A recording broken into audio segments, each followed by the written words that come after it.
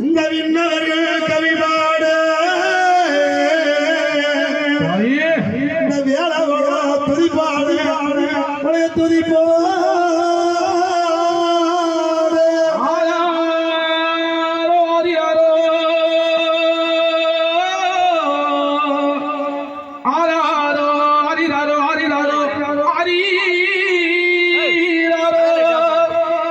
இந்த ஊரெல்லாம்